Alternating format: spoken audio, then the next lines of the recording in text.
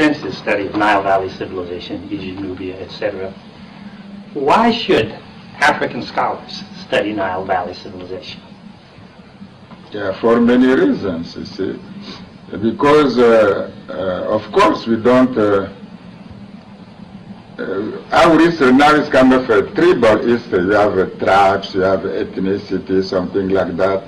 Akan der Akan, Yoruba der Yoruba, Igbo der Yoruba, Igbo, Yoruba, Zulu der Zulu, Hausa. So it's kind of a tribal consciousness. So it's difficult to build a state with many tribes when their consciousness is not African consciousness, or let's say Nigeria consciousness, but just Hausa consciousness, Igbo consciousness, Yoruba consciousness, Ongoni consciousness, you see.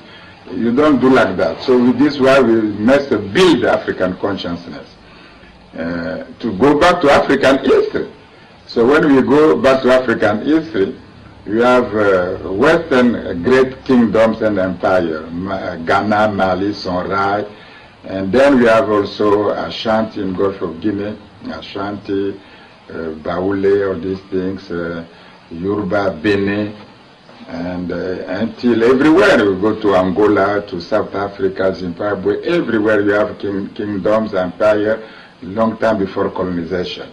But when you go further again, you find Nubia, you find Aksum in Ethiopia, you find Kemet, what you call Nile Valley civilization, ancient Egypt. So that belongs to us.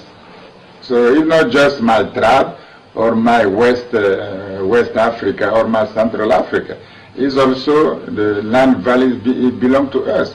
But since is the oldest part of our heritage, and is beautiful too, we must recognize. So and now they're almost dead. So it belongs to all of us. It's not a tribal heritage. It belongs to all African people in the world, not just on the continent, but in the world, because it's there now. It belongs to us. We don't know which tribe, but we know they were African people. So it belongs to all of us. And since it was great civilization, so we decide, it's our decision. So we decide to make that as the ground of African humanities, African studies. They did the same. There is no connection between Sweden, British people. There is no connection between them and Greece. You see, there is no connection between Irish people and Roman people. There is no connection whatsoever. So why Western civilization, they believe that they decide in the 14th century, 15th and 16th century, they decide what you call a Renaissance, that Greece and Rome, these antiquities, are the foundation of Western, of Europe, consciousness, of European history. What decision? So they say the classical studies. They decide. It became their humanities, because they have a church, the Bible heritage, Judeo-Christian heritage, but they have also Greek-Roman heritage. It's part of their being. So they decide. We do almost this. We don't copy. We have the same logic, I will say. This is why, for us, Nile Valley civilization, Aksum, Nubia, and Kemet are part of our, the ground, the bedrock of our heritage. And we decide this is the foundation of what you call Black studies, African studies, African American studies. This is the foundation. And this is different from Africanist, Eurocentrist. They want just to stay in a tribal level.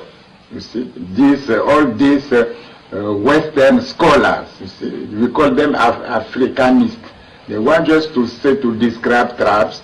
They never tell about so it's kind of to have that in mind. The idea built long time ago by David Hume, Montesquieu, Kant, Hegel, that we are primitive people, something like that. This is anthropology.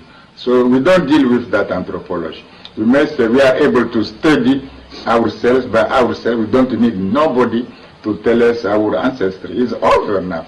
This kind of a colonization. Decolonization is a political decolonization, is economical decolonization, is also intellectual decolonization. Somebody tell you your history, you are not free. So you must write your history. British people doesn't wait French to tell them about Arthur. They do themselves. French people, they don't wait for for Italian to tell their history. United States, they don't want Canada or Mexican to write their history. They do themselves.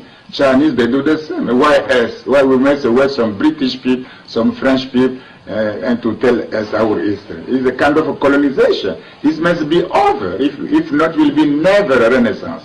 Right. Now, Dr. Obenga, the Meru